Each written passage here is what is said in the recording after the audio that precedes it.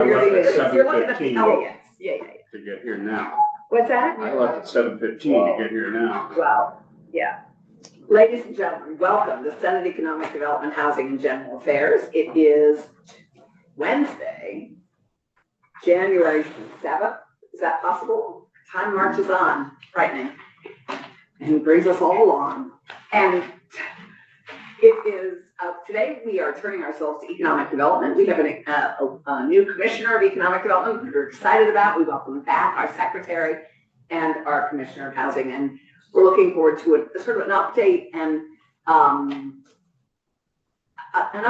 some of these critical and important this work that we've been doing together.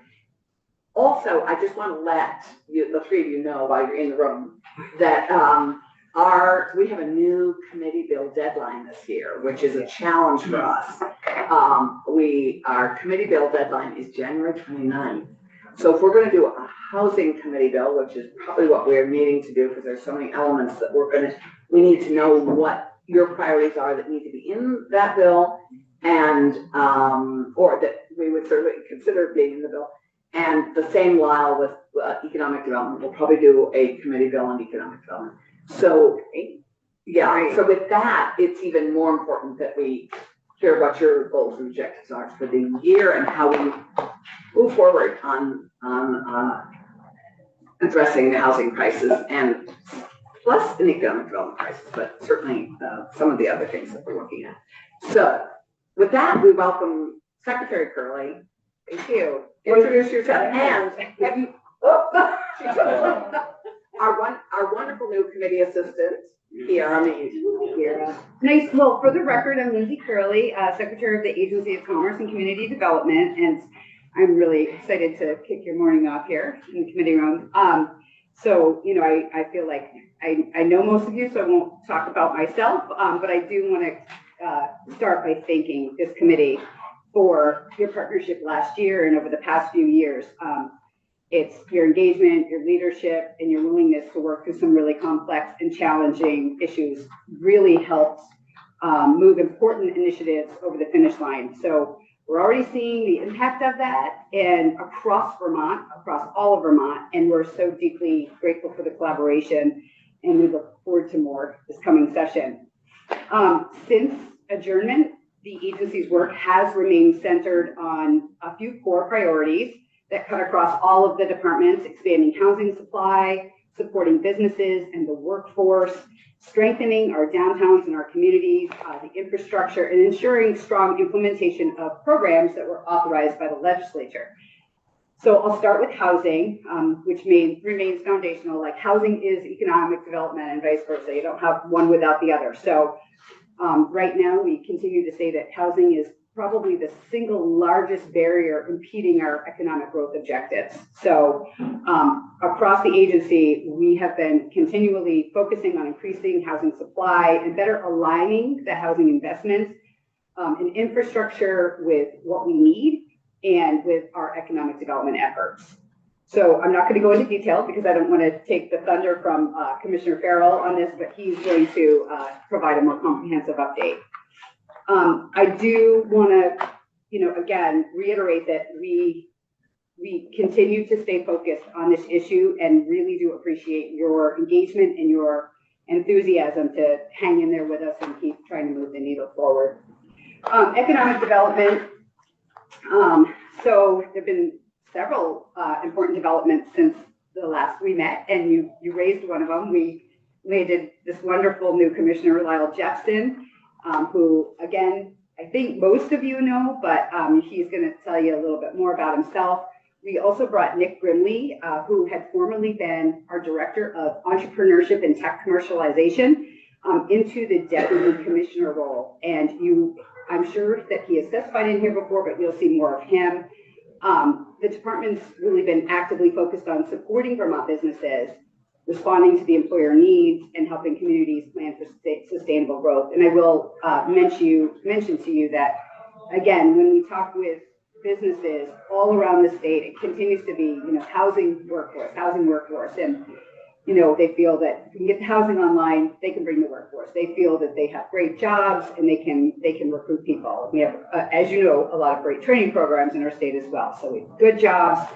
We need to find a place for them to, people to put their head in. Lindsay, can I just put a Yeah. in question for you and Alex? Which is, do you have data on how many businesses have actually had to say, or had to not hire people they had hired but couldn't find housing? Do we have any data on how that's affected? I don't really know how to ask the question. Yeah, I knew what you're saying. You're sort of like, can we quantify it? Yeah, right? because we all know anecdotally that so many of our businesses have not been able to hire the people they wanted because they couldn't find housing. Yeah. But I'm just curious, do you have any data on that? Or not? From the, we I mean, don't, we don't no, need it's to okay. have, No, but but it's it's something to think about and just to sort of, again, like reinforce, we probably could go back and, because we keep track of our business visits and, but something that's on my mind right now, because we just visited Bennington County in December. So, you know, we visited an anchor employer there, Mac Molding, they stated it. We visited Orvis in Manchester, they stated it. For me, I cannot recall the last time I visited an employer, and I visit a lot, but you can try to some, it comes up every single time, no matter what region you're in. So anyway, so thank you. And we, like I said, we don't have a great data point on that other than to just tell you, we do keep track of where we visit, and we could, you know, we could go back through there, but I would guess we are in the 90 some odd percent. I can't even do the one that didn't. So. Yeah. Also, you know, since the adjournment, the agency's been working really closely with BEPC on the rollout of the new CHIP program. CHIP really represents a very important new tool to help communities address infrastructure needs. And it's tied directly to housing and economic development, as you know, and it's these are, you know, often regional collaborations and approaches as well. So we are really excited because Jessica Hartleben has been a rock star in this. This has been a heavy lift. She's great. I think you're probably scheduled to hear from her. She's coming today. Okay, perfect. Awesome.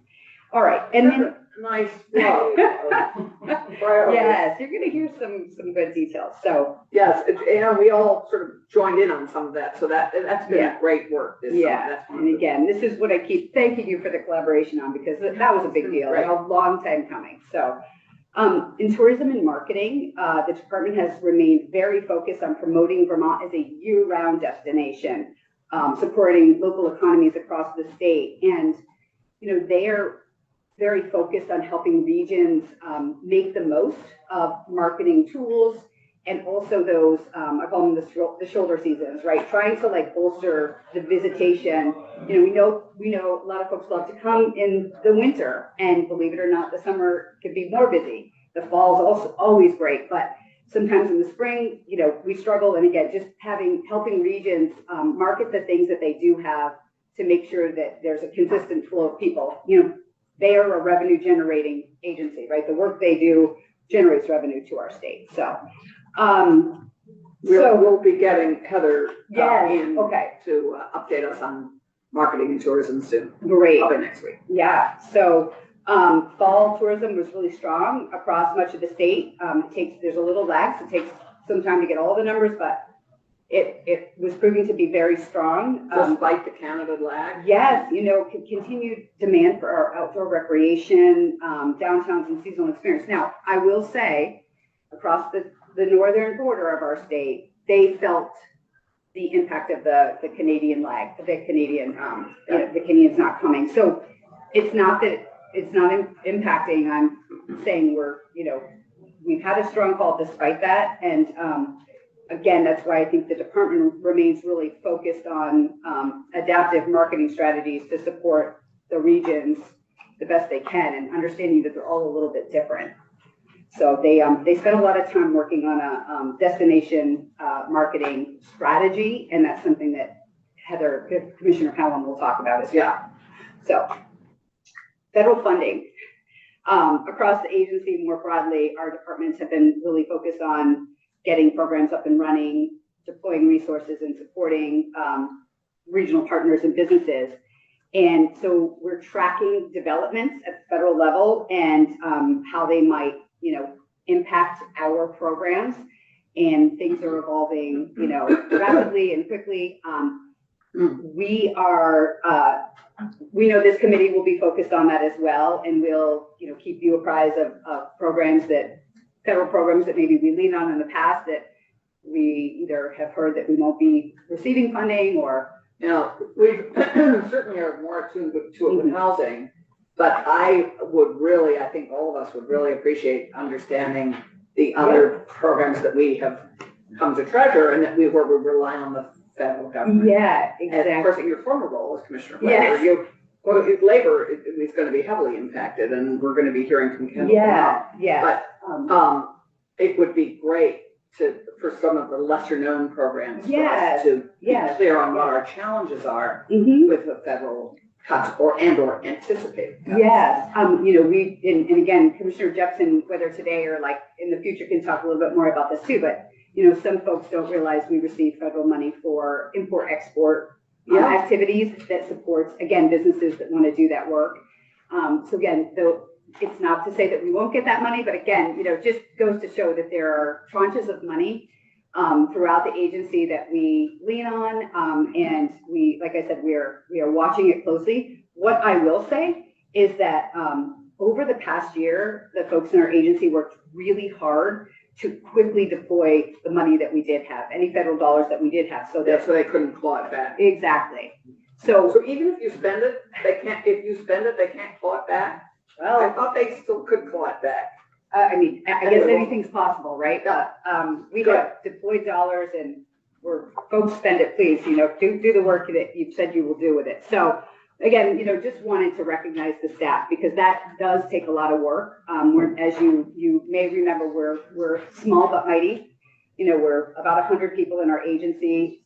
We have 3 departments in the Division for Historic Preservation, and it's a heavy lift for the work that is done all through the state. And of course, we rely heavily on our partners, the regional planning commissions, the regional development corporations, the downtown communities. So we do have help, but again, the team has really worked hard to get that out. I'm really grateful.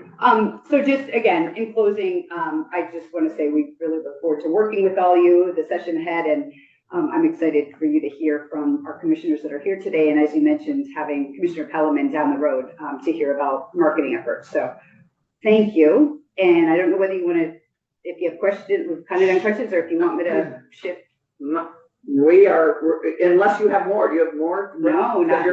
No, so maybe we are always full of questions.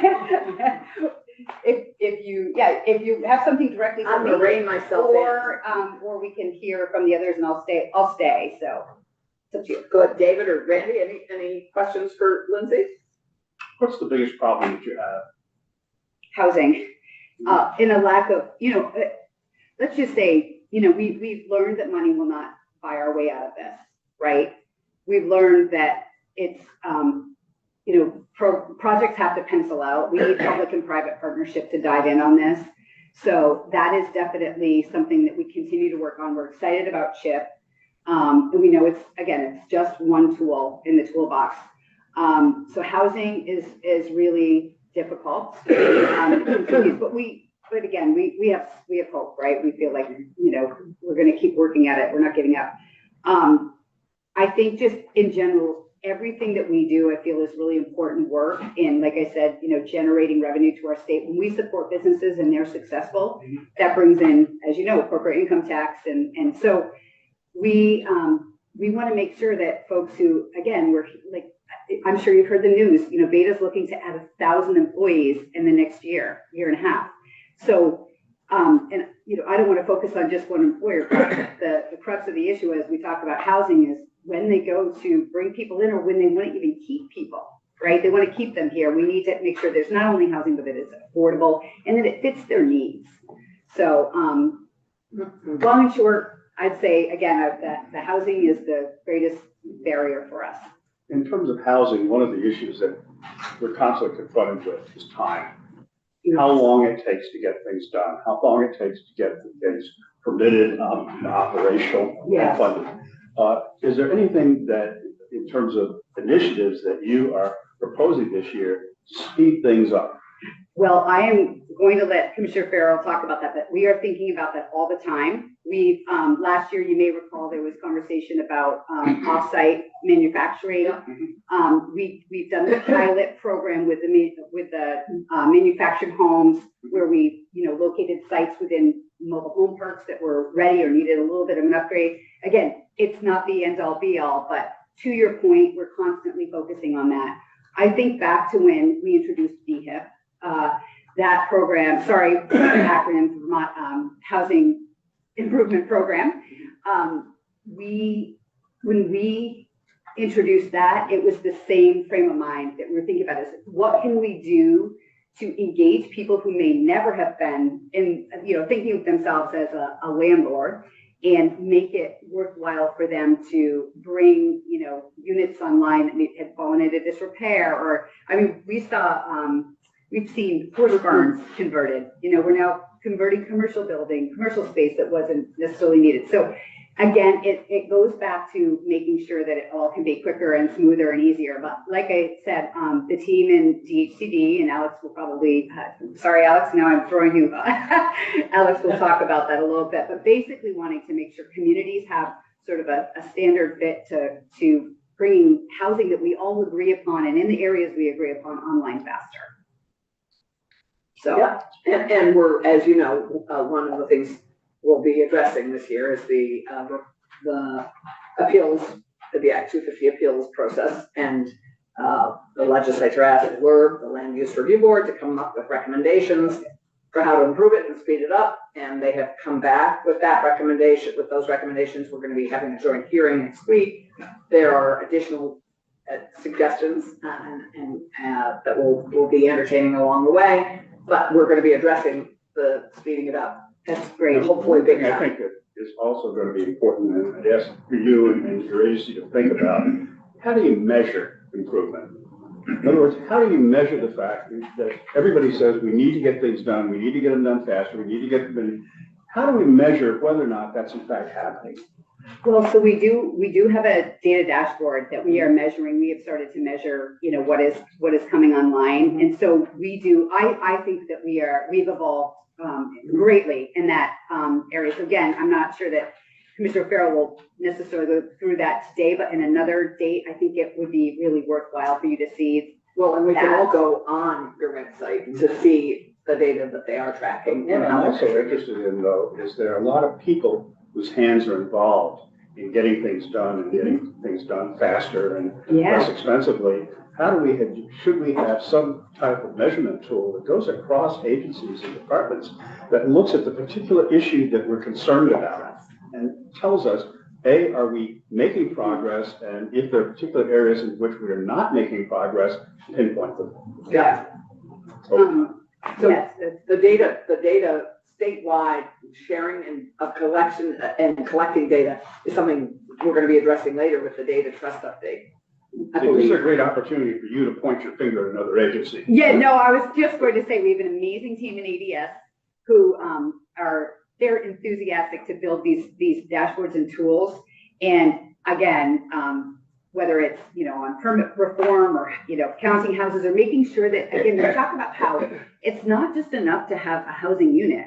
We have to make sure that the number of bedrooms meets the need in the area, right? So if we need 1 bedroom or 2 bedroom and we have a bunch of 5 bedrooms, right? It doesn't match up. So we're trying to align that. We're also trying to align it with the schools, like where the schools are, and making sure that, again, we can, make sure down the road we can match those up and develop and refurbish, blighted properties that are near where we want them. So, Well, thank you. sorry. One thing to add, Madam Chair, Senator, for your awareness. Do you want to sign into the record? Thank you. Alex Farrell, Commissioner of Housing.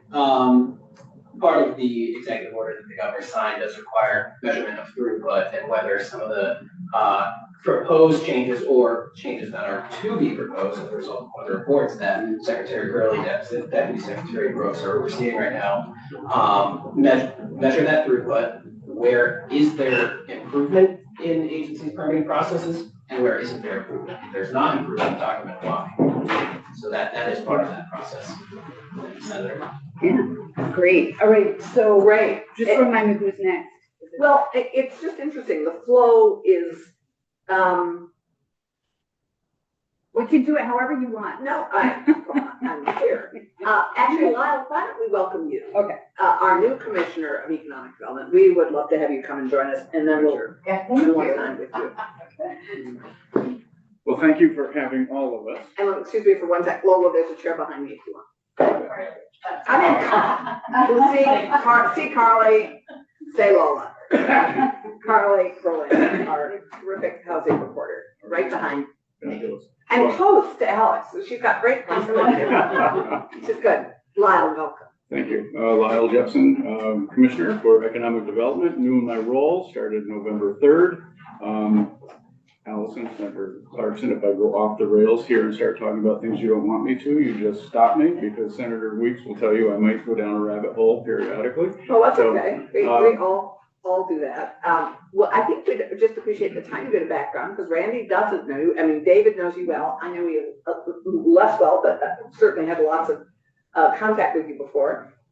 You just give us a brief background, because one of us is going to have to represent you on the floor of the Senate sometime soon. Well, it's not a made-for-movie life. 30 years in public education, lifelong Vermonter, have 4 children.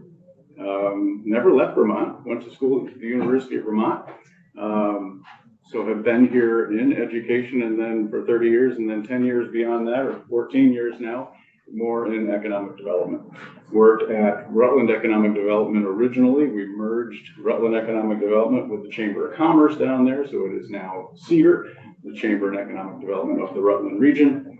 We couldn't come up with a longer name than that, so we just said what it was. Actually, CEDAR's better than many of the other acronyms that we've had to deal with. Well, yeah, it's first they want to call us Software being Cheddar, but we didn't want to be Cheddar. So, but at any rate, live in Rutland with my lovely wife. We've been there for years, and I travel back and forth because we're not going to leave Rutland. And I can tell you a couple stories about Rutland, because one of the things that I think you want to hear about is what's happening now, and the work that you've done in the past, is it working? Yes. To your point, data, is it working? And how can we make it work better? And I'm going to suggest it is working, and I'm going to suggest that we need to keep going on the track that we're currently going on. And I want to list out a couple things, and I see today maybe more as a celebration of the positive things that have happened already. Great. I know you will have bills that you're going to put in. You're going to ask us for our input on that, and we certainly will provide input at your discretion. Well, and also, quite frankly, given our shortened timeline on our committee bills, we would really appreciate any priorities that need to be that you want legislative action on this year for economic development. Well, and you may hear, as I talk a little bit here, me alluding to things that I hope you will continue doing.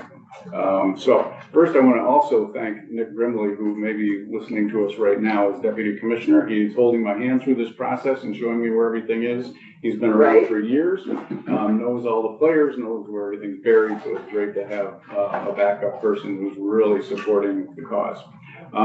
It has been a little bit like drinking through a fire hose, as you might imagine. The first thing that happened when I walked in the door was I was given 4 pages of acronyms, and I was sent home to try and figure out what they all meant. And I'm not there yet, so I'll keep working on that.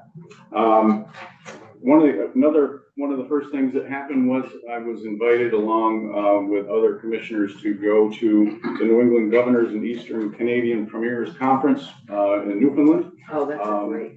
Newfoundland is beautiful, maybe not so much in the fall, but it's a beautiful place. And we will be hosting that conference next year. Oh, and great. It will be an opportunity for us to do some business-to-business connections, because we see the corridor from Canada, Montreal specifically, to Boston and New York as a very important corridor, and we are part of that. So we're going to be hosting. Do you know where you're hosting it yet?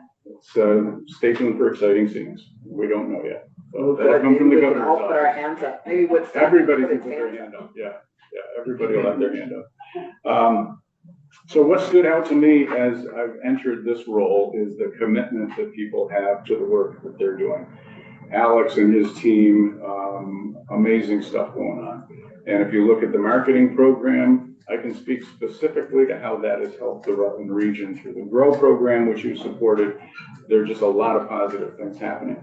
And I know there are times that people say money is like, or marketing is like, where's the results? You know, how do you judge if marketing money really is working? We have a way to do that. And Yeah. so we are now keeping track of the number of people who are moving in and did they come through the program? And of course, people don't need permission to move here, but we want to find out, did you come through our programs or not? And the evidence is clear that if you market, people will learn more about your region and they will come. We have, and you know this, why Act 250 was started 50 some years ago, that we want to preserve the way Vermont is. We need to balance that with growth. So then I put my economic development hat on and say, yes, we can have both at the same time. Since you've given me my soapbox, I just wanted to list out a couple things that are very important to us at the Department of Economic Development, and I think for the state in general. Too often in my prior role as an executive director at a regional development corporation, I would hear people say, what does the state do for us anyway? And it would be, okay, wait, let me talk to you about some of the things. Now I'm learning even more, and I've got a whole toolbox full of, these are the things that are happening up there that are positively affecting the Rutland region and the rest of the state. For example, TIF. If TIF wasn't available, Killington wouldn't be doing what they're doing and Rutland wouldn't be doing what they're doing. Yeah. Rutland is ready for change, so much so that once they got the TIF approved by the VEPC Council, they got 85% of the voters to approve a bond. That does not happen in No, Rutland City. that was a It huge. does not happen. But they recognize that now is their moment and that they are going to bring the county forward with the work they're doing on the TIF. So thank you for your work on that. I'd forgotten that was an 85% 85%. voted to support And it. in Killington, it was 76%. It was crazy. So people recognize the positive power of the TIF. That's going to happen with CHIP. And we already know there are more than 150 people that are going to be on a webinar tomorrow to listen into what is this CHIP thing and how does our community get involved in it. So everyone is very excited about that. So thank you for your role in that. Little known money that's out there that you put in the budget every year, the Buildings, Grounds, and General Services grants that support small businesses, keep them going. Keep them going. I forgot to mention that yesterday. That was one of the things that I served on with Wanda and Edie Graham upstairs. We had such a good time. It's such a small amount of money, but it makes such a difference. And it's just $300,000 of economic development grants, but and most of them are stewarded through our regional development corps. And it's always a wonderful thing, an exhilarating thing. And it means so much to people because it really enables them to buy that one piece of equipment that's going to make such a difference and it's going to hire one or two more people. I love that program. In 9 months, go into Kamuta's store in Pittsburgh. It will be changed over because of a $25,000 grant. And that's what they needed to be able to move forward with the project. Exactly. It's that small amount of money that small businesses really need. So thank you for that. And we just on a tag on that, we see that with our micro business grants through the CAP agencies. They are incredibly empowering too, and they're even smaller than that. That enable people just starting. One piece that might be a little bit out of your purview, the Northern Borders Regional Commission funding, that very significantly affects the entire state of Vermont. All towns, the entire state is involved in that. I can only speak for my region at the moment because I haven't learned what everybody else is receiving, but the Airport Industrial Park in Rutland received that. Benson Village Store received $500,000 to put their village store back. The Paramount Theater received money. Rutland City and Rutland Killington received money to help with their financial stack to get things done that they want to get done. I want to really thank the governor for focusing on particularly infrastructure, that they're focusing on putting that into infrastructure that will lead to houses, that will lead to jobs. Another thing that's extremely important to us is brownfields funding. Yes, this committee has been heard you very like that. supportive of brownfields funding. Yeah. So there's some trepidation, Love it. as Lindsay suggested, about the federal government and what decisions they may or may not make on funding. Right now, we're not sure about brownfields funding from the federal government. So we will come back to you at some point. I would hope you would ask us to come back and talk about brownfields. We will hope that actually on the 20th of January, we hear about brownfield investment from the governor. Feel free to make your views known. Oh, I'm not the one who's important right now, you guys are, So, because that budget's still being finalized. And we, just so that you know, this committee really put their muscle behind that and did it with appropriations. We asked for 6 million.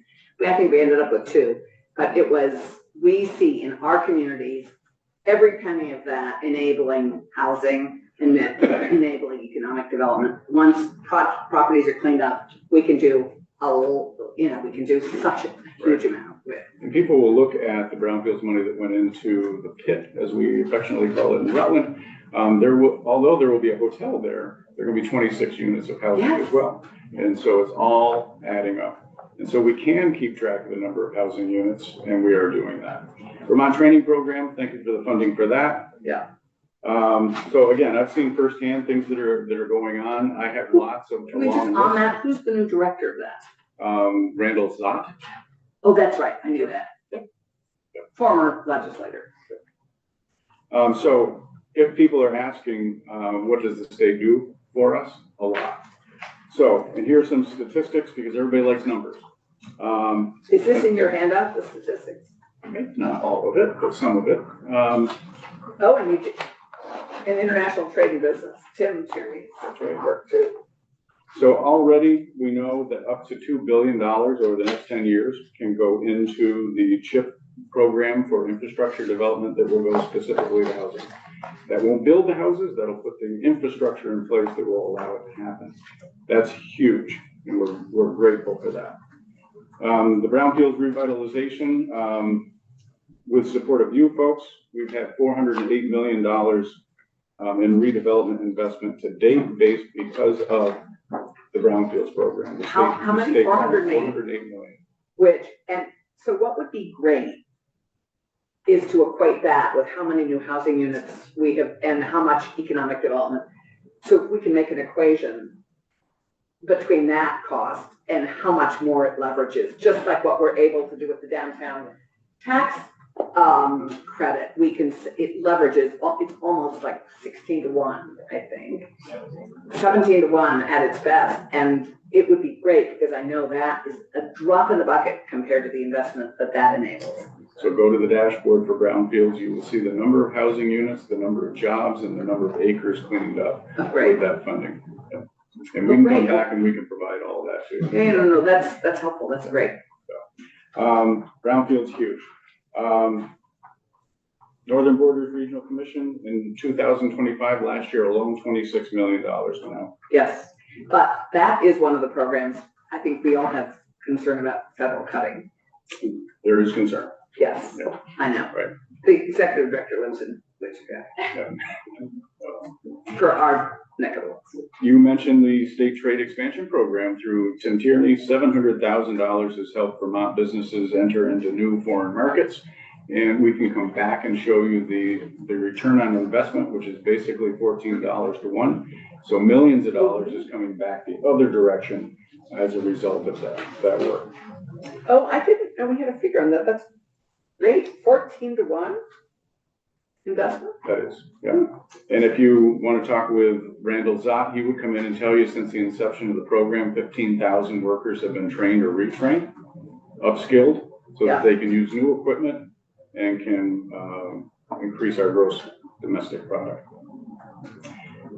Moving to Vermont Employment Growth Incentive, which is always out there, like, will it sunset, will it not sunset? It will not surprise you that we will ask that it not sunset. Listen, this committee has been first and foremost out in front of that. Veggie has brought in $1.2 billion rather in business capital investment and has created more than 10,000 jobs.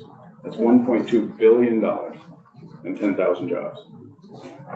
And it will not surprise you, and I see them working every day, and I wonder, what are they doing in there? But the captive insurance industry is huge for our state. Thank you for supporting that. There are 1,413 licensed captive insurance companies in the state of Vermont. We are number 1, and our goal is to stay number 1. So it's interesting on captive insurance. We do not spend enough time in this committee on captive insurance. Mostly it's done in finance. You know, and if there's anything you, as our new commissioner, think we might address to not only further underscore to them how important they are to us, you know, that's something for us to be considering, because we really just spent all this. Ann Cummings is the one who really talks about captive insurance because it's an insurance program and it's mostly treated in this building there, but it's huge economic development impact on the state. $35 million last year came in. That's right. To the state office. Yeah. That's revenue to the state that goes into the general fund that can be used in ways to help with housing or other things. 700 millions come in over time, and 500 high-paying jobs have been created as a result of the industry here in Vermont. Yeah. And we'd love to come back and talk to you about the APEX program, which connects federal and state municipalities contracts with local, just Vermont employers and businesses. Apex? APEX. Used to be called, yeah. FinTech, used to be called PTech. Basically, it's, you know, it's PTech. technical assistance. Procurement Technical Oh, yeah. Assistance Program. So Oh, there's a they just contract. think of it as technical assistance. Yeah, well, between two of us, we Yeah, get, well, you know, we have to take a lot of information in. It takes a while to find where we stored it. it's an acronym, all right? It's an acronym. So, That's one of your hundreds of acronyms, Rob, right, that you're I've now. got one. So that brings in an incredible amount of money into the state, into state small businesses and large businesses who are applying for contracts through federal contracting. We'd love to come back and talk to you So about that. that's what for federal contracts. And then we have, And of course, state. technical assistance in a host of other areas that are so important to our businesses and to our municipalities. So, and I also know later today, Jess is going to come in and talk to you about CHIP. They're ready to launch. She'll tell you when, how, what's going to happen, what the process will be. They are ready to go. So, just want to thank you. A couple things that you mentioned earlier, like Beta Technologies. I'm meeting with them regularly around education as well as housing and their needs on site. They need one technician every day for the next 2 years. And they need transportation links. They want to to do hire one new that. They wanna technician. hire one tech Every every day. day for the next 2 years. Those jobs are starting at about $54,000 a year. Yeah, They need housing, they need transportation links, they need support with education and training. We're working with them on all those three things. Hubbard, you'll hear around the state, Hubbard and Forge needs housing in Castleton. Mac Molding needs housing in Arlington. Everywhere we go, the first thing they start with is housing. I thought I was gonna hear childcare. That's starting to go so down the we've list. actually made inroads. It's important, but I'm not hearing it as much as I'm hearing housing. And permitting. How can we make it go faster? Speed. Yeah. How can we But- make it go faster? I have to say, on the CHIP program, that was a good example of speed. That was done Amazing. a huge amount of work to get that program up and running this January, so. we Jess and her team, Just rocked it, rock stars. yeah. You've got the PDF that we sent out. Thank you for sending me. We'd be very happy to come back and talk about anything you'd like to talk about. If you have questions, I will try to answer them.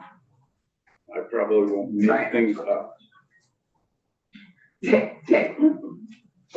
Simple question. So you were the executive director of the Economic Development Organization in the heart of a corridor of kind of a stagnant economy, from Virgins down to Bennington. You're right in the core of it in Rutland County. What did you learn from that kind of regional perspective that is valuable to you on a state perspective? I find I'm doing the same thing now that I was doing in Rutland, and that's connecting the dots. That there are grant opportunities, there are housing opportunities, there are workforce opportunities that small businesses or other businesses don't know about. We need to connect those dots. They're unaware of some of the things that are there, like the buildings, grounds, and general services. We put that out in a newsletter, and people go, "What? There's free money?" Well, you have to Not free. qualify. They're taxes. But That's the kind of stuff we need to make sure that we're advertising all the good stuff that's going on. And we need to make sure that happens all over the state. So I'm meeting regularly with and so does Lindsay, we meet with the economic development directors once a month. We have a special time that we just meet with them. That's great. And we're bringing suggestions, basically communicating things that are available, and they communicate back on how we can better serve their needs in their regions. We need to work with the people that are the boots on the ground. They know their businesses, like I hope I knew my businesses in Rutland County, and they know which people need the help, and we can bring that help. Not all, but most of it. Yeah, because I think David and I are particularly, and Randy too, although Tiff has helped boost up a lot of the economy in some of his areas in Franklin County, but we both struggle with Rutland and Springfield. You know, we struggle with some serious communities that have big needs, economic development needs and housing needs, but to a lesser degree because they have great housing that's just needing to be upgraded and renovated. But in terms of economic the gut punch of the 50s and 60s to both those cities and areas. And I think at some point it would be great for us to have a further conversation about how are we addressing the really challenged communities in the state and what can we do to further support them. That would be great. Yeah. I think I'm gonna go back to things that are working. Yeah, no. Having the TIF available is going to be huge for Rutland County, both of them down there. Right. Having CHIP available, already Fairhaven is going, I've got a spot. And Well, we have lots of plans for Fairhaven. there we Don't go. we? Don't we? Great. Yeah, Thank you. great. Well, Lyle, thank you. And I just wanted to say, before we move to Alex, that Abby Duke has been working, and I don't know if she's reached out to you, but Abby upstairs has been working on the idea that that I discussed and raised at the Betsy conference about really articulating and sharing, just to go to all the positives, all the things that we currently, being clearer for each stage of business development, what the state offers and how they access it. So, addressing startups, early growth, maturing, and then matured businesses and it'd be clarifying. And we're working on that, and it would be great to loop you in on some of that because Would love to do you remember when you were at my table, so you remember. Well, and we know that there are businesses out there that don't necessarily need as much help as others. And I would suggest that mid-range business and smaller business they're the ones that need the help. Well, the needs are different. And what was very helpful at that Pepsi conference was sort of as we clarified with Art actually saying this, well, veggie isn't for every business at every business growth level. And that's what prompted me to say, let's articulate what we offer in each area so that people aren't going after things that are inappropriate. The 10 person to 50 person Yeah. business, there's a gap. Well, thank you. Thank you very much. And I'll loop you in with Abby. And Alex, let's welcome you into the chair. All right, I was like, I can sit. No, there's a spot here on, You gotta pretend to be legal counsel. Lyle, this is our least comfortable chair. We're working on getting a better chair. It's our legislative council chair. Sorry, you don't even have a chair. That's fine. I've got knees. Do you have pads on your knees? A couple more years and I'll be wearing knee pads. We'll have to work on the carpet to improve little spots for the knees. See how tough our journalists are here in Vermont? I need to take my boots off. Walk right in, step right out. Okay, Alex Farrell, we welcome you. Thank you. Partner in Housing Extraordinary. Thank you, Madam Chair. For the record, Alex Farrell, Commissioner at the Department of Housing and Community Development. So you all are very familiar with the work we do, so I'm going to largely dive right in if that's all right with you. And we have a handout from you, which we appreciate. You do have a I handout. would direct our wonderful committee to. Maybe I'll start by orienting us, catching up on some of the work that's happened off session. And that's going to lead directly into what I'm going to talk about in terms of legislative proposals, and hopefully you all can consider. I'll start with VHIP. I'm not in a position to talk about budget right now, but you can see VHIP is far and away, in terms of pace and cost, producing units far outperforming our traditional programs like the CDBG program that we administer with federal funds. So this is just a tool in the tool belt. If you look at the map, you can see places like Caledonia and Rutland County, where we know, you just said, Madam Chair, we've got a lot of housing stock that can't be utilized because it's in disrepair. I love the picture that we chose for this one because it's in Rutland County. This is right on Route 7 in Brandon. You probably remember looking at this structure. Beautiful. Oh my God, that's before and great. after, turned it a completely unusable vacant structure into 3 gorgeous units, rehousing folks who exited homelessness, rented at fair market rents. Yeah, total success story. I love seeing the before and after picture because then I get to say, picture that over 1,000 times across the state. It's really fantastic. And I will just remind our committee, well, I don't think we need to be reminded because we're all big advocates of VHIP. But I mean, this is the biggest bang for our buck other than home share. That's right. This is the biggest bang for public taxpayer dollars in terms of developing new housing units of anything. Because as we all have been, those housing openings where they're the new affordable housing, it's great, it's fabulous, but it's, you know, at the least expensive $450 a unit up to $600 a unit, $600,000 a unit. To be able to bring on a housing unit on an average cost of $39,000 a unit is gobsmacking. And these property owners have a lot of skin in the game. They're contributing Yeah. generally on average more than a 1-to-1 match. In fact, you can see the estimated property owner investment. That's just what we know about, 43 million to the 45 that we've administered. Typically, when we have good data, we're seeing the property owners at least matching, if not more so, what we put in. So they've got a ton of skin. I think David had. Yeah, just again, for clarity, what was last year's budget for VHIP? 2 million? 4 4 million. We asked for 6. tremendous wait lines of applications at all the homeownership centers. And did we utilize the funding from last year? Yes. Oh, yeah. And at what point during the year did the funds run out? Just notionally. It's a good question. I don't know exactly when. What I can say is as soon as the contract, the grant agreement was executed, basically those funds were committed because they had a wait list. Okay, thank you. Yeah, absolutely. Yeah, key question, because so there are 2 issues with VHIP, I know that we're going into our housing bill, committee bill. One is asking to make VHIP a, not one time, but anchor it in the base budget. Or might we see that on the 20th being anchored in the base budget? Don't do that to me, Madam Chair. Okay, but if it isn't,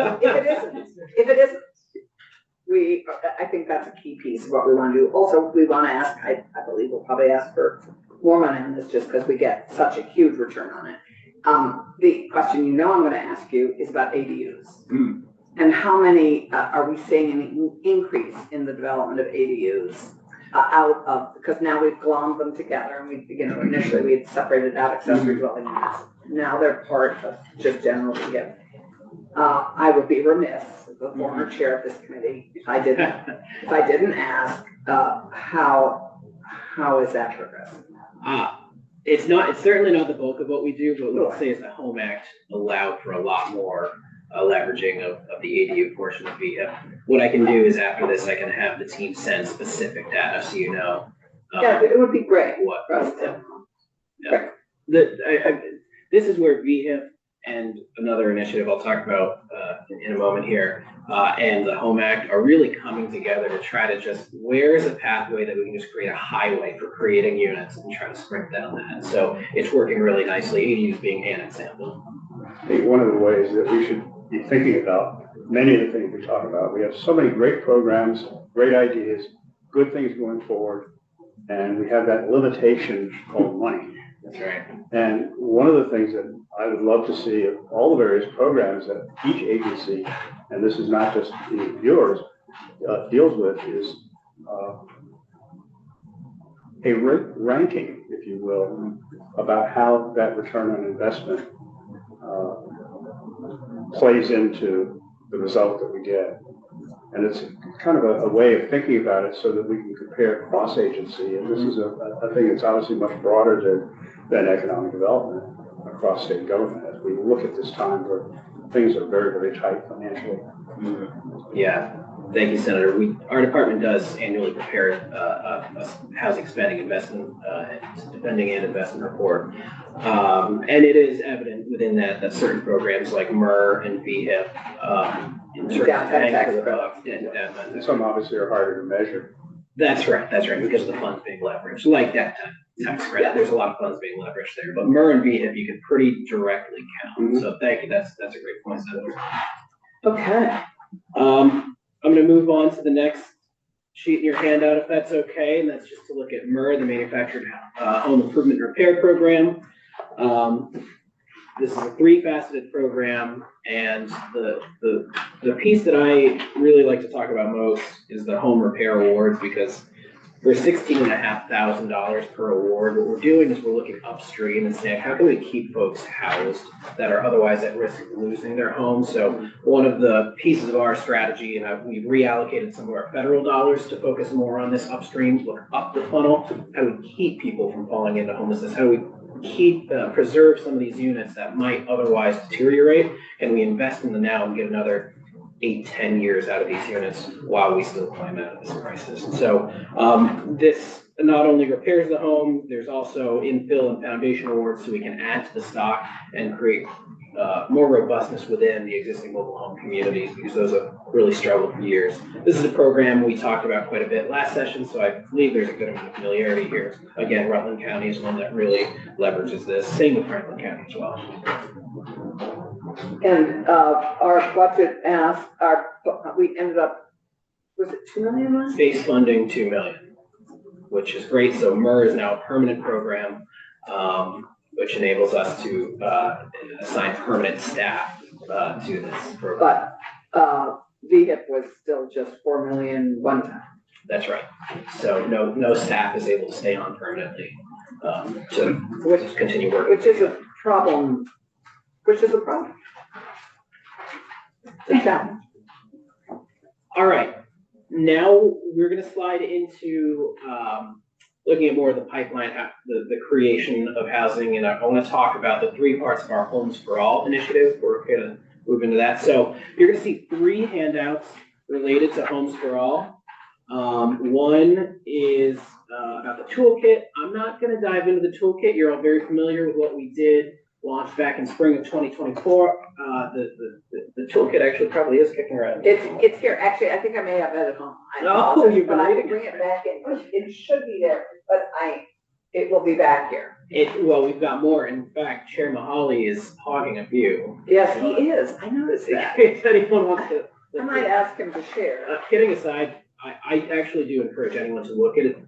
It makes you It's want terrific. to go and produce a unit, because it does walk you through the entire process of, if you are not a developer or you're interested in it, maybe you know a little bit about the trades, it will teach you how to become a developer.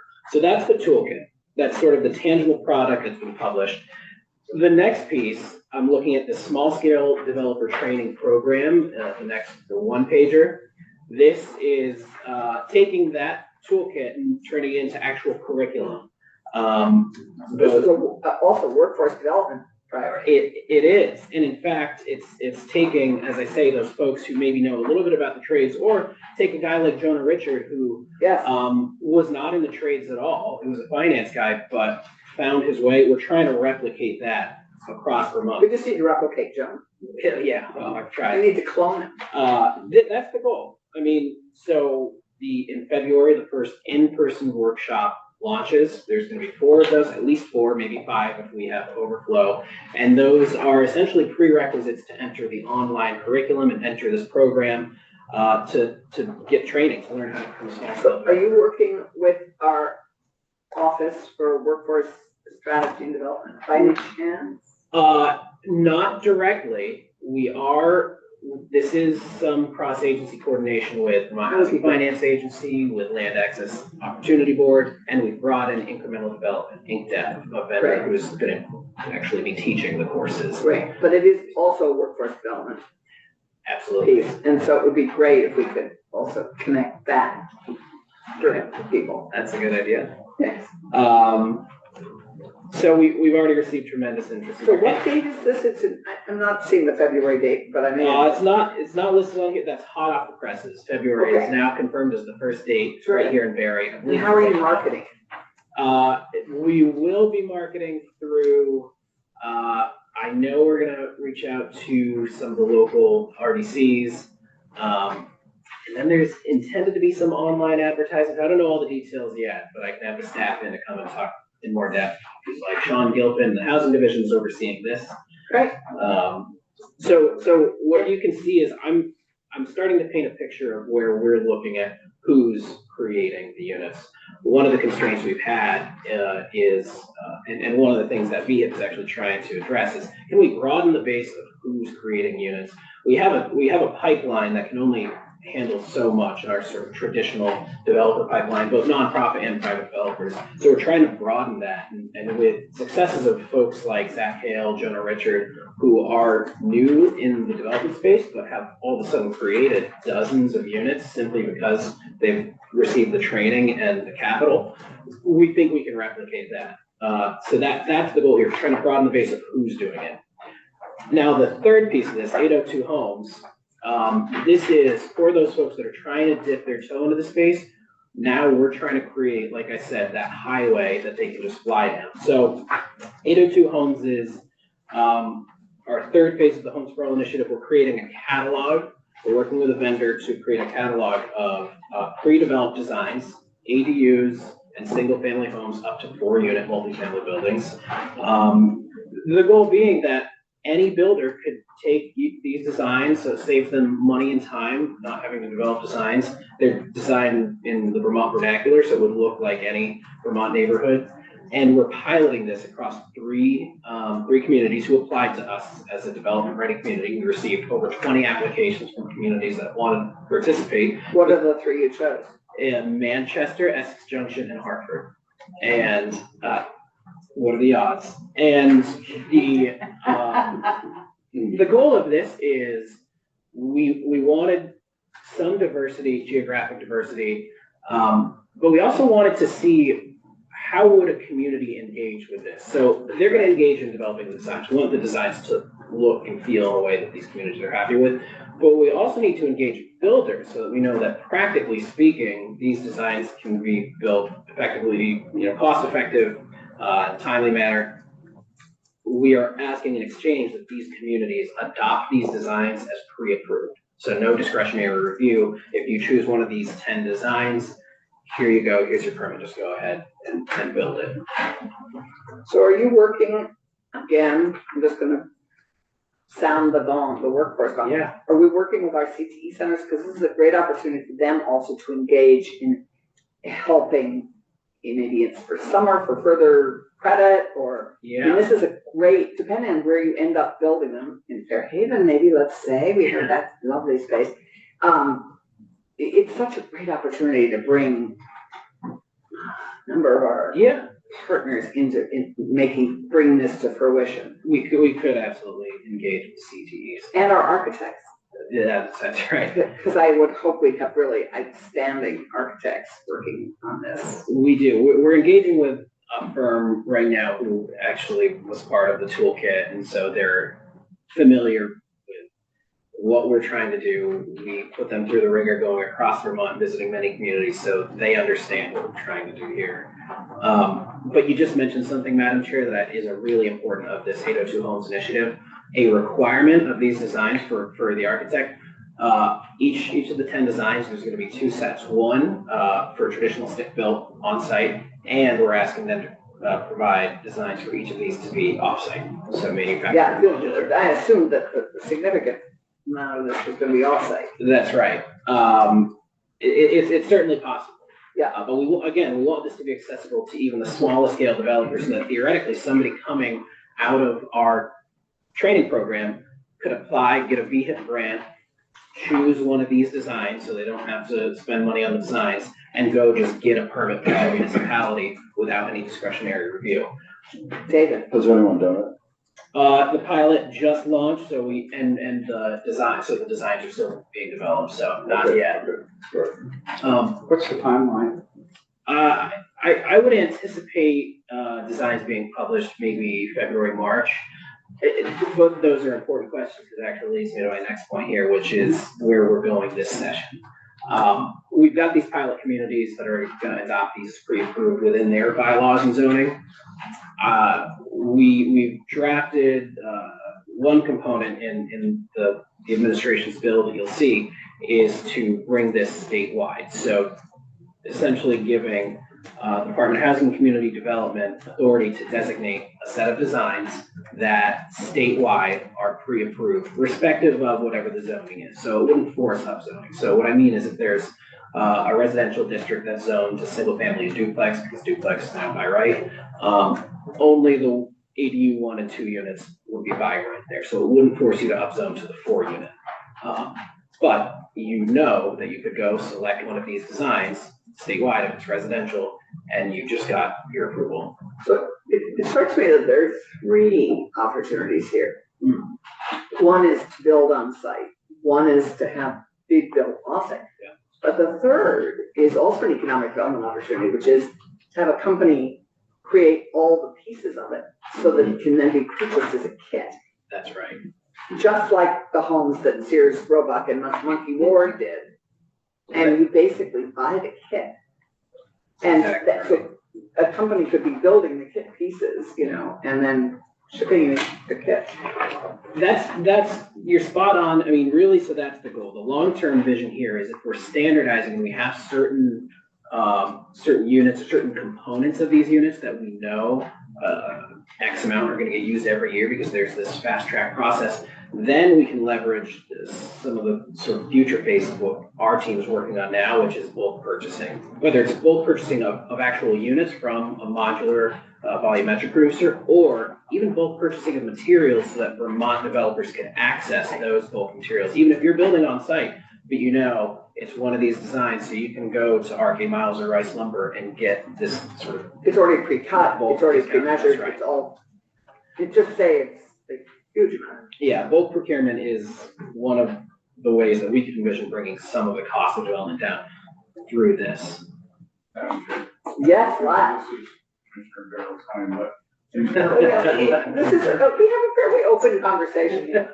in parallel, we're working with, our department is working with Fairhaven to be open to Skyline manufacturing. Yes, we are very excited about So that could be a component of what's happening. That Alex is talking Right. about. that. And they could be not only creating the units that could then be shipped to a site, but they could also be creating the kits and the components of the kit that then can be assembled. Panelization is the way to go at the moment. Yeah.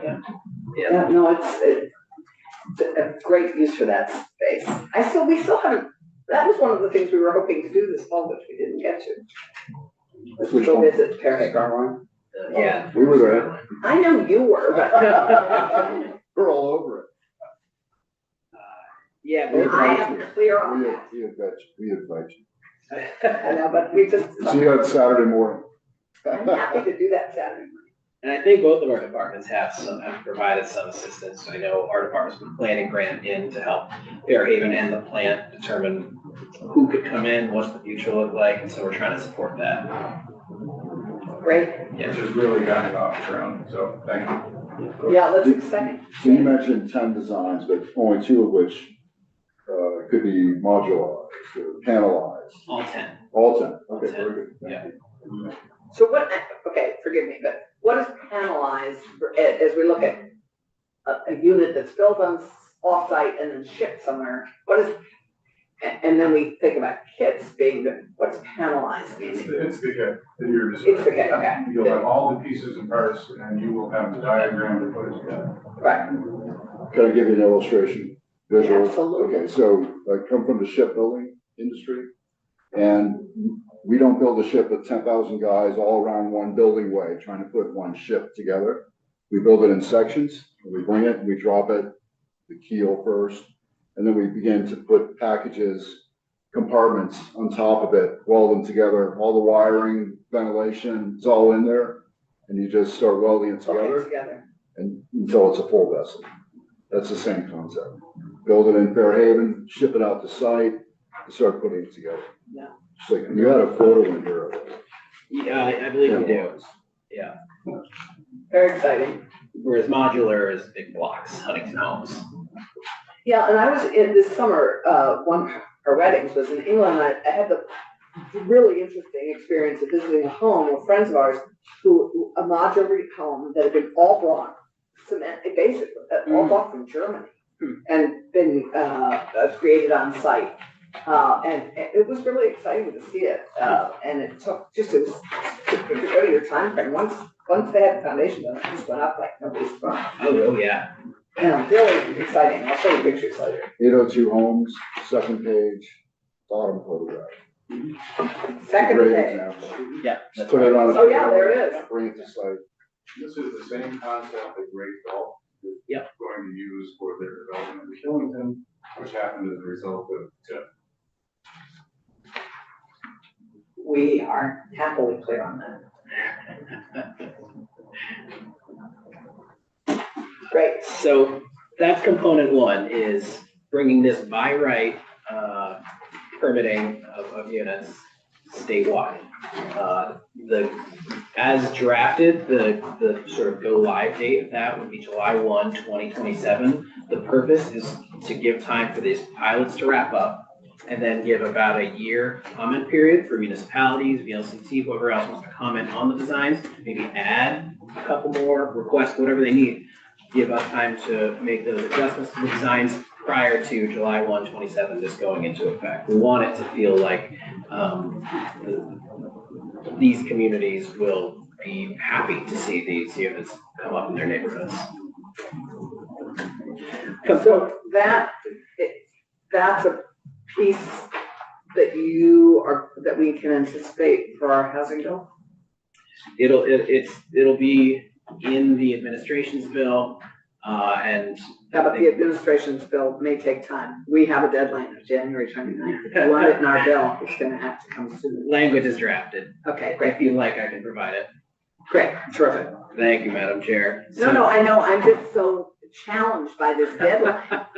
Because you know how much time it takes for us to get together as a group on what we're gonna do. I mean, we're really, at least we have to have the components, sort of like these houses, we have to have the components agreed on and ready to go and at least draft. And then it'll come back to our committee, we can continue to work on it. But we have to at least be clear on what the components are gonna be. And we're eager to help provide language, have our general counsel assist with that, whatever is needed. That would be great. Cam is ready.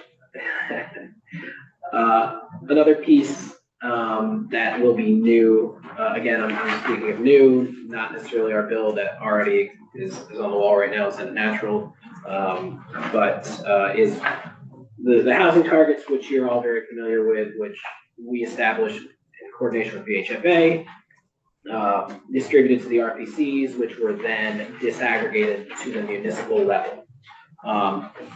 Those municipal targets are the basis of all the data that we produce and the tracking we're doing. We want to, because there's this goal to align from local to regional to state, and we know there's a requirement that the housing targets be accounted for in the regional plans and the future land use maps. We're introducing a provision that's a new requirement for municipal plans, that the municipal plan demonstrate that the municipality's zoning bylaws, regulations can accommodate their housing targets for the next 20 years.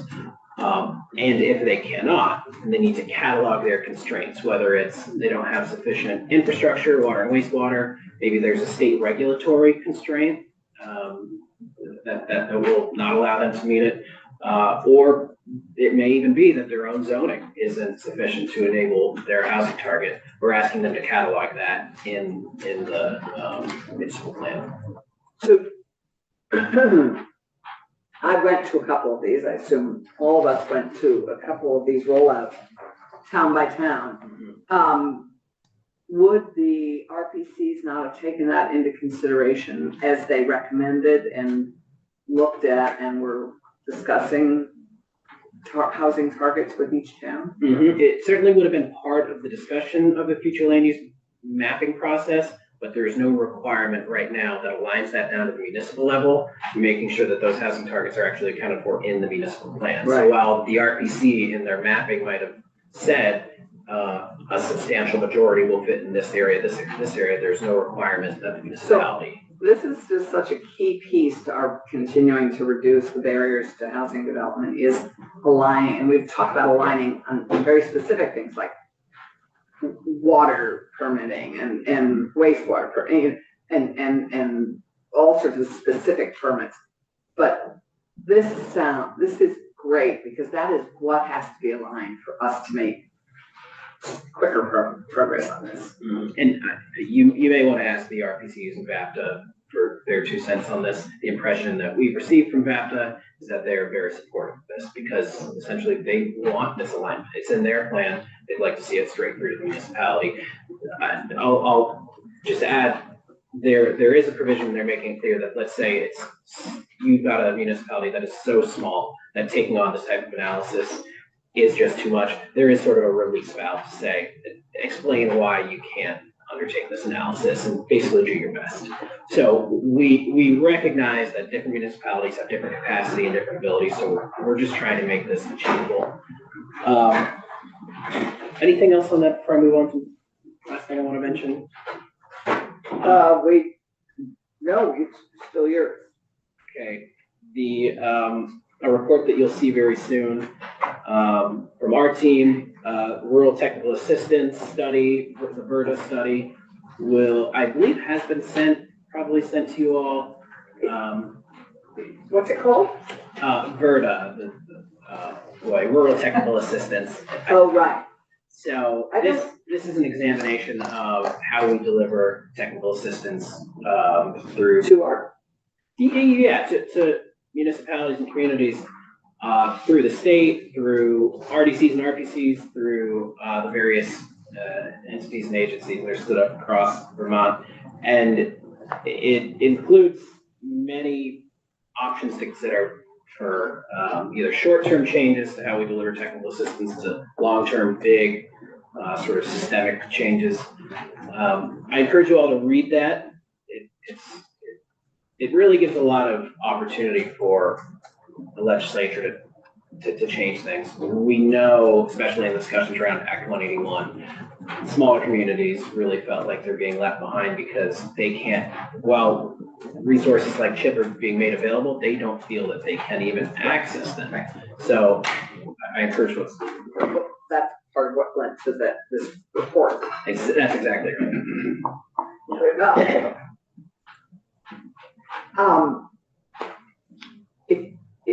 When we're done, because we'll be done in a few minutes, if we get the exact name of it, we'll make sure we have it. Okay. Because they've all been submitted, and one of our challenges is making sure we get them in the right place. The committee can actually access them on our reports and resources page. That's right. On our committee page. We'll get the Right. acronym. So, anything else in terms of presentation before we ask questions? Okay. I guess my question, just again to go back to this, our housing committee bill. I think I'm clear on some of this, but if you could send us a memo on what your hopes are for us to include in a housing bill, I would appreciate that. I know maybe some of it may have to wait till after the 20th, but I only have 9 days after the 20th. Sure. What I can do is I can send language now on the two components that have nothing to do with the budget, and I assume Title 10 stuff, Act 250, not being this committee's jurisdiction, you wouldn't necessarily need here. Is that a safe assumption? Remind me, Title 10. Act 250. Oh, okay, Act 250. The appeals piece is sort of joint jurisdiction, and we're going to be doing a joint hearing next week on the LURB report, as I think I mentioned. So yes, Act 250 is, it's funny, I just never think of it in terms of titles. It's bad, we should do that. But it's mostly natural resources. Okay, then so I'll keep it to the Title 24 items that I discussed here, and I'll make sure you have all that language. Right. Well, would also probably be helpful to know what you're asking for, from SNRE as well, Sure. so that we're aware. And I think, any other questions that we have for Alex at this moment? Okay, For Alex or for the team? for the team. Would you like Secretary Curley to take? No, because we can all just do this, we're all in the same room together. Any question? Yeah, so I'll lead. So I kind of think of Vermont as an engine with a series of cylinders. Some cylinders are firing and some cylinders are not firing, or they're kind of stagnating. And again, going back to the corridor from Virgins down to Bennington, of which Rutland is smack dab in the middle of, I consider as a series of cylinders that really aren't firing. Now, Commissioner Jepson alluded to it, the transportation corridors in that region were laid down in 1926, between 1926 and 1937, which is the most prevalent automobile at the time was the Ford Model A. Does your agency, you as a team, consider transportation in that region to be an inhibitor to economic development? Maybe I'll lead, I'll talk about the community development side, and then, I know that our community planning and revitalization team looks at our downtowns and our villages, and certainly within that corridor, and the transportation, infrastructure of all kinds requires significant upgrades. I mean, Brandon is a great example of where the investment was made and it's had a visible impact on the vitality of the downtown. I realize that's not necessarily, maybe you're thinking of transportation as it relates to the tradable sectors, but when I look at the health and vitality of a downtown neighborhood, that's something that in our programming that we really look, we know holds some communities back. Well, do you have any thoughts on this? Firstly? Well, there's two sides of it. I know I believe, Senator, you're very much in favor of improving the corridor. Well, not just not just cars and trucks, but trains too. I mean, we're slow train.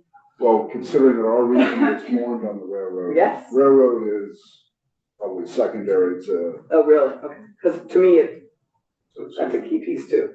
two sides of the question are economics of the small towns that the roads are running through. And if we were to bypass those in some way, I know the store would jump up and down because that's what they rely on, is people going past them. So how do we improve the current corridor to, one, speed things up, make it safer, while at the same time protecting our small towns and villages through which Route 7 runs everything on this. It's a difficult question. I don't know how the towns felt on the other side of the state when 91 went through. Those towns are still there. But you have two sides of that equation. Absolutely. Okay. And I don't have a lot to add other than just, I would at some point love a conversation with you to, again, hear what your ideas are. You know, we do work closely with all the agencies, and as we've talked about, infrastructure includes roads. So we want to keep our eye on that. Not that we're building highways with chip money, or chip investments, but. No, but it's a challenge, particularly Rutland. I mean, Springfield at least has 91 close enough so that that is not an inhibitor, and it has the train. You have the train, albeit maybe the freight is faster than the passenger train, but the passenger train is still falling slow. Yeah, it is. I mean, I'm sorry, Japan just, as we look at other countries and other states, but I drive, as you know, Route 4 a lot from Rutland to New York State. That 4-lane highway, which could be so important to economic development in Rutland, is a kind of orphan. That little section is just, it's kind of useless. I don't know why it was built. And it doesn't fully, it connects downtown Rutland and then it hits a wall in New York State, and you go back to a 2-lane road to get to 87. That, to me, is a partnership with New York State that in some ways we could be working on. And that's an economic development and transportation issue that really would be great. And it's a rapid time, given the transportation fund, for us to be looking at this. But to me, that's really what we're getting at, is how do we complete what Rutland starts with that very good 4-lane infrastructure. Good. What's on? Yeah, and New York State is really where it comes right. You'll see a study bill. Shortly. You'd like to sign on it. Great. I'd be happy to sign on to that. I live that all the time. I drive it, so I'm clear on it. I mean, Yeah, we right. just address the train issue. Trains are great when the schedule works. I'll leave it at that. That's true. That's true. Trains, and it's a catch-22. So, anything else? Specific to VHIP? Yeah. So VHIP is a phenomenal program. I think We the love it. census support. He knows. Well, We helped create it. but there was somebody mentioned that, we could support up to 1,000, potentially 1,000 VHIP type projects across the state. As Commissioner Jepson knows, in Rutland County alone, we have 2,200 units offline. With how many in Rutland? 2,200. And so this is a great example in Brandon of VHIP renovation and bringing units back online. So there was conversation in the last session about the use of eminent domain to take some of these offline units, purchase them, put them back on the market for VHIP type rehabilitation or direct redevelopment. I'm just curious if there was any type of perspective from the agency's point on use of eminent domain to bring some of these units back online. I'll nearly sidestep that, just to say that you're gonna see a progress report on a study from us to develop a land bank. That's gonna be reported to you on the 15th. Yes. We explicitly state in that report that for the purposes of this land bank, we would not want to see eminent domain used. That's for the purposes of this land bank. What municipalities choose to do is totally other. However, in this, we also investigate things like tax sale right now. Is there a predictable and consistent process across the state for tax sale properties, managed properties? And there's really not. It's something that we want to improve. I have a bill that in Goss that we can look at and use as a vehicle for that, because it's become an issue that tax sale. So we tried to address it. I think it hit a barrier in the House. Okay. I can't remember what fully happened to it, but we're going to be addressing it again in GovOps. And I'm sure VLCT and Department of Tax have thoughts on that as well. But just to say, in the case where eminent domain is not needed, and I think there are many, many cases, we could get a lot of wins without eminent domain. I think a land bank could be a vehicle. There's still a lot of questions as to how to capitalize the land bank, et cetera, but in terms of the mechanism, I think that could be huge for a place like Rutland County. Well, we heard great testimony, as people will recall last year, from Michigan. Yeah, that's right. Michigan Jim is that was inspiring. Mhm. Their work on land banks. How well they use it. Yeah, it's getting that initial capitalizations, I think, are a big challenge.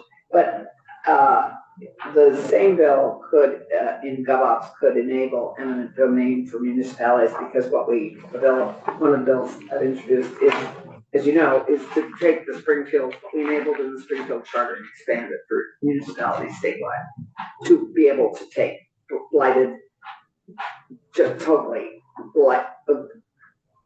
disastrous properties and actually not capable of. In this study, it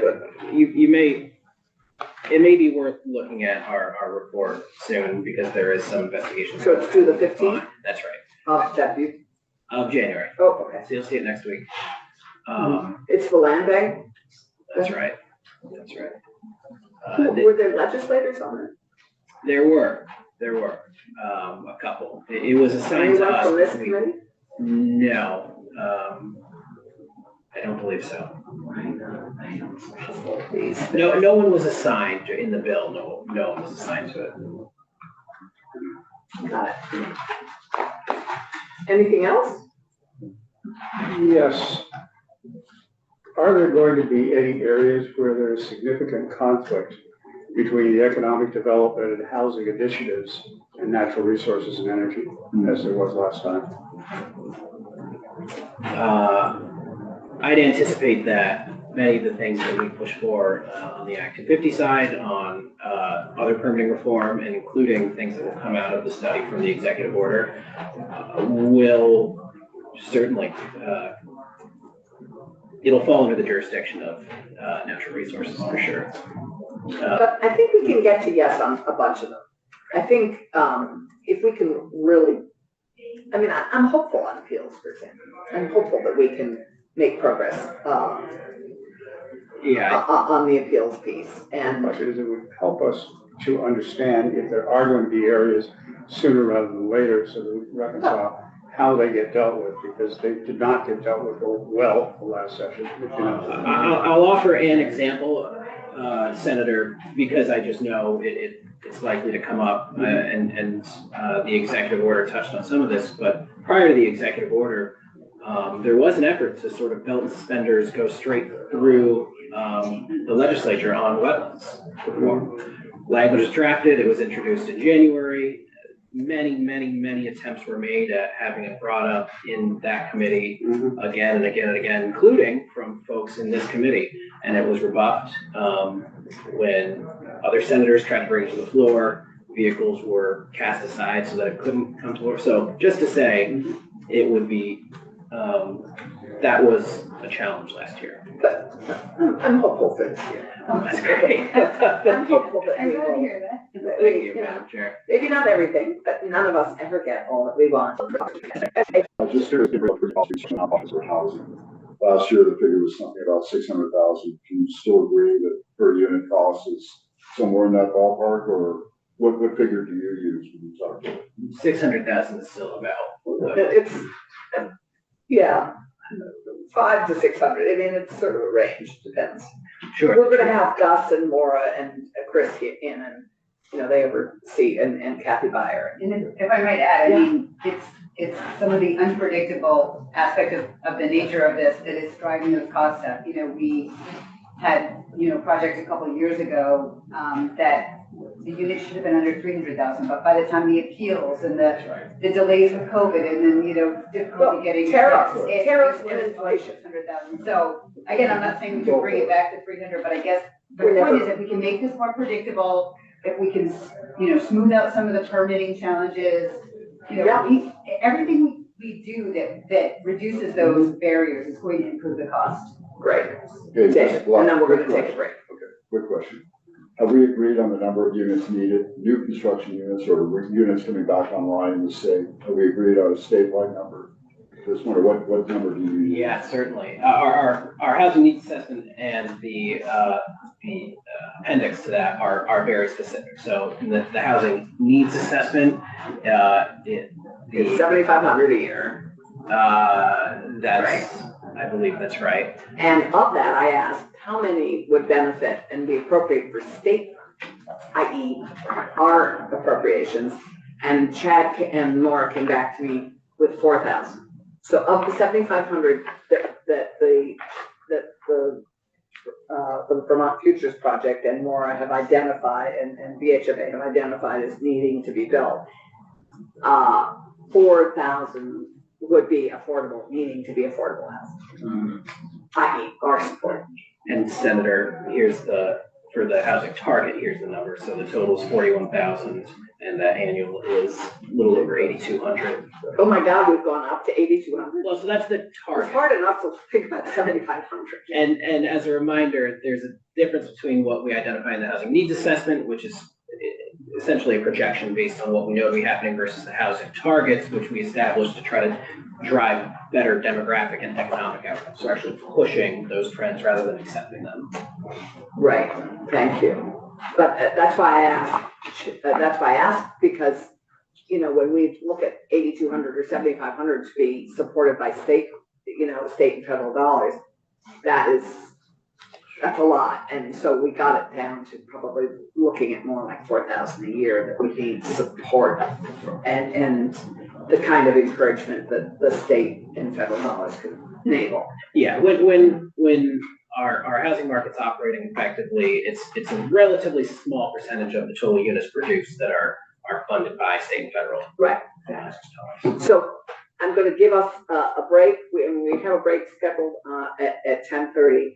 More to follow, obviously. I think we're going to continue to plan on having 2 days a week devoted to housing, probably Tuesdays and Fridays, and Wednesdays economic development, Thursdays labor. That's what we worked on last year. It was really helpful for planning and organizing for our staff and for all of us and for you, we hope. So we will be coming back big time next Tuesday on housing issues and economic development on Wednesdays. We'd really love some economic development pieces for a bill that we are going to be doing as a committee.